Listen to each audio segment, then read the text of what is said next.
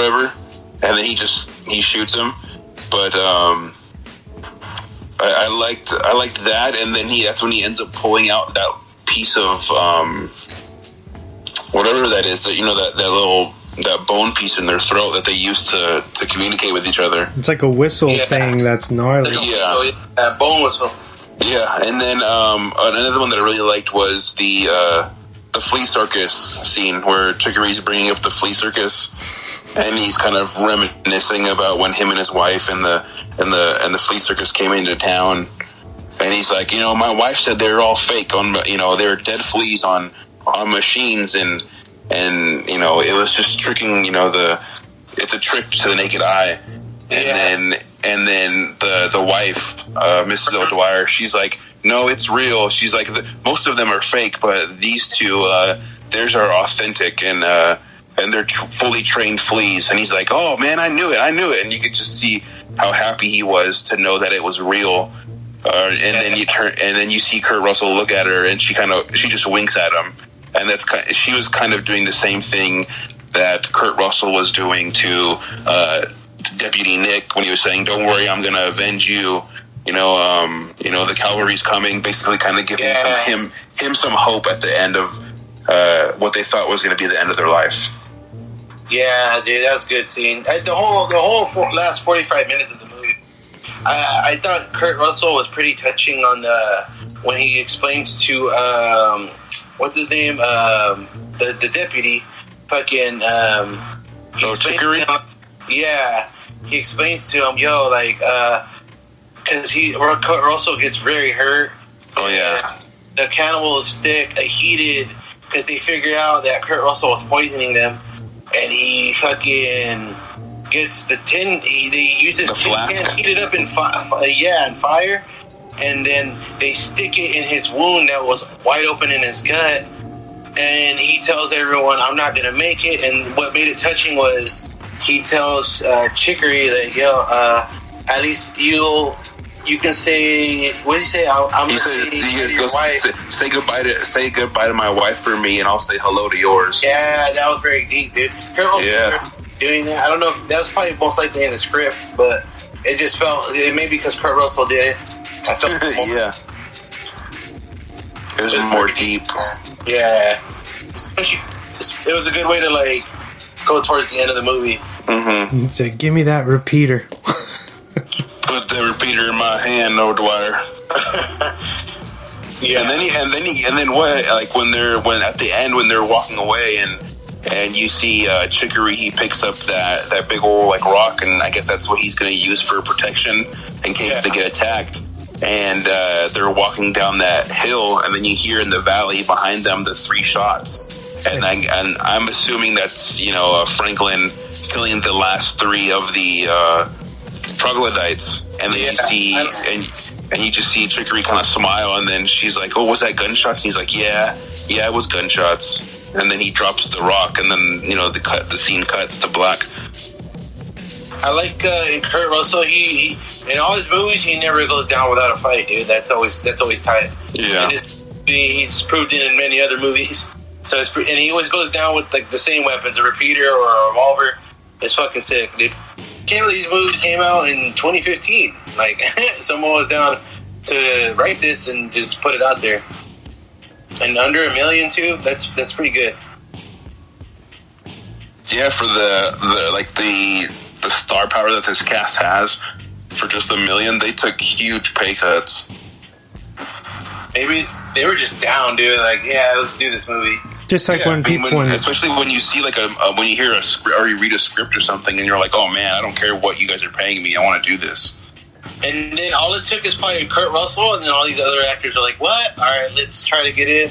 Boom, and it happened. You know what I mean? They picked every person pick by pick perfectly. Pick by pick, perfectly chose everyone for the role perfectly. Yeah, I don't know Brutus' character or the actor that well, but it's cool to see him. And all the others too, all side characters are good. I noticed the person from Dr. Sleep. They're all very good little side characters. They add that much flavor to the movie. Mm-hmm. Very good. if we were to keep talking, what would we say that we can rate the movie? I would say I'll give it an 8 myself out of 10. Well, I think I'd probably give it like a. I'd probably give it like a 9.5. I really enjoyed this movie. Oh. Yeah, I would say a 9. It's a 9 for me, heavy 9. What else? Anything else to talk about? Are we good?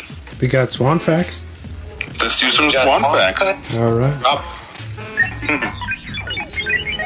Swan Facts. All right. The film was shot in just 21 days, a highly ambitious schedule for a then first-time director. 21 days. Crazy. Jeez. Zahler had completed this script since 2007, but didn't set it in motion to direct until about 2013. Some of the death scenes made a huge impact in pop culture, being recognized as some of the most vicious on-screen kills to come around in a long time. The movie, as we've seen it, represents the very first draft of the script, which is kind of unheard of. Whoa, so they filmed the first draft? Yeah. Oh, that's insane. That's crazy. That is so good. No one does that. Usually it's like a first or usually it's like a third or fourth draft. Think about this. Let me put it in perspective for you like this. You remember mid-90s when we did that episode? Yeah. I believe Jonah Hill said in an interview that he did 17 drafts. Damn. For that movie. And this guy got this excellent of a script in one go. One take. He's like, all right. He's like, I'm done. I did it. He knew what he wanted, dude. You could feel it. Yeah. He channeled something. He got some inspiration. I feel like this movie would be a good video game, dude. If they just made a Bounty Hunters versus fucking Troglodyte video game, that'd be sick, dude. Or that's what I felt like. With the little storyline and everything in between. It's very good, dude. Shit. And first draft, one take, and that's all I need to give you guys a solid 90% Rotten Tomato fucking video, movie and everything. So. Insane. Yeah. Alright, so this wasn't the first movie having to do with cannibalism for David Arquette. He also co-stars in Ravenous from the 90s with Guy Pearce. Nice. Have you guys seen that yet? I don't think I've seen that one. You guys should check it out. It's pretty wild. You said it's called Ravenous? Yeah, Ravenous. Okay. Oh, I have heard of it, but I've never really fully got to check it out, dude. I think so many things slip by these days. For my final Swan fact, the first day of shooting, the cast was discouraged when they found out they had just 21 days to deliver. So Zahler actually made it his mission to finish early that same day and secure the cast and crew's trust by letting them know they could shoot ahead of schedule. And I think we're going to do, to celebrate Tenet, we're going to go back and do an episode on Memento. Oh, man. I've seen it twice. It definitely, this is the type of movie you gotta watch multiple times, dude. And you have to pay attention. Yeah. You seen it, James? Yeah. I've seen it about 2 or 3 times, but I gotta refresh it. Yeah, dude. It's been a minute. I think maybe 2 years or something. Can't believe that movie's from 2000. That's crazy. Yeah, that movie's awesome. It's definitely a flip, dude. It just so much back and forth. I can't wait. Hopefully we can get our boy Diego. I know. He's all photoed up soon, and he'll be ready to go on the next episode. Also, for anybody who doesn't own that movie, Memento, and is trying to stream it somewhere, it's available for free on Tubi right now. Nice. Really? I thought I saw it on Netflix once upon a time. I don't know if they took it down. It might be still on Netflix. I know what you're talking about, but I know for a fact, at least right now, it's on Tubi for free. Obviously with ads, but I mean, it's free, so don't complain. Yeah. We all grew up in an era with commercials. Let's not get too snotty. It's at least uncut. That's what matters, right? Yes. But yeah, so Memento next week. Daenerys, if you want to drop that question on James, that infamous question. Oh yeah, James, I got a question for you. Oh, I can't wait to hear it. Where can these people find us? Oh, I'm glad you asked. So, if you're just stumbling upon this podcast, this wonderful San Diego-based podcast, we are available on every single platform that does play podcasts, whether it's iHeartRadio, Apple Podcasts, Google Podcasts, Sods, Stitcher, Spreaker, tons of other ones that we don't even know we're a part of. Check us out on there. If you like what you're hearing, give us a 5 stars, a thumbs up, a positive review.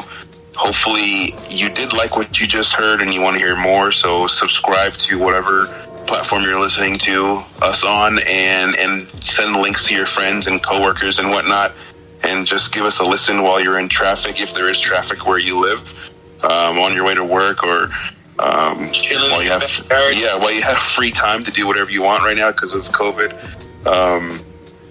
Please pass us along. And then we also have an Instagram where you can comment on all of our stuff. It's at @dropthemic_podcast. Me and Wes are both attached to that one. You can comment, like I said, on all our posts. We usually post our weekly recs, our just random pictures of, screenshots of movies that we really enjoy, things like that. If you have questions for us, if you want us to review a movie that we haven't done yet, please feel free to give us a shout out.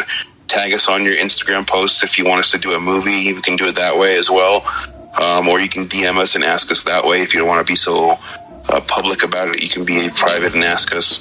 We're really nice, and we'll try to get back to you as soon as we can, which is usually within a couple of minutes after we've been tagged in something. But hopefully we can get a review from a request for a movie that we haven't done yet from a listener. Yeah, I'm definitely still waiting for somebody to drop in your guys' little in the DMs, dude, a movie that they want us to do. That'd be sick, dude. Still waiting on that.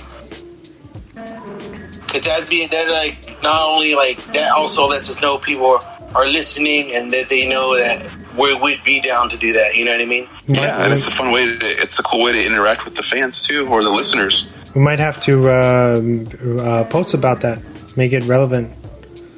Maybe we should make like a video ad on Instagram, like our own, about what movie we should do. You know what I mean? Like in captions and crazy music. Maybe I'll make the beats or something.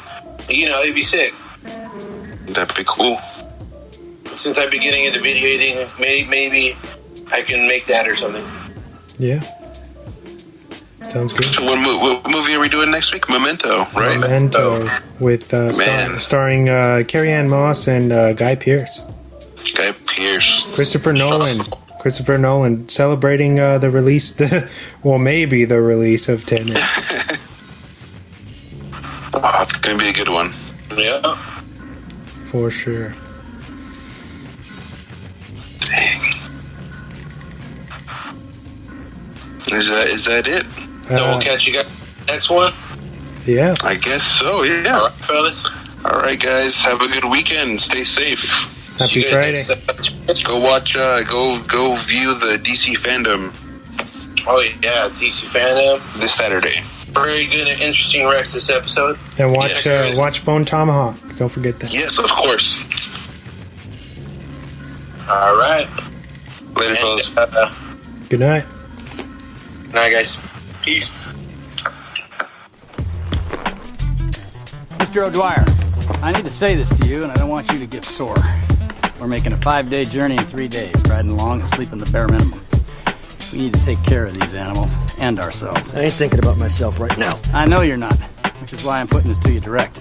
If our horses die before we get there, or we go into hostile territory, weak and foggy with exhaustion, we won't rescue anybody. The only advantage we have over these cave dwellers is being smarter. So let's not lose that. It ain't gonna be easy making camp while these I savages... know it won't, but we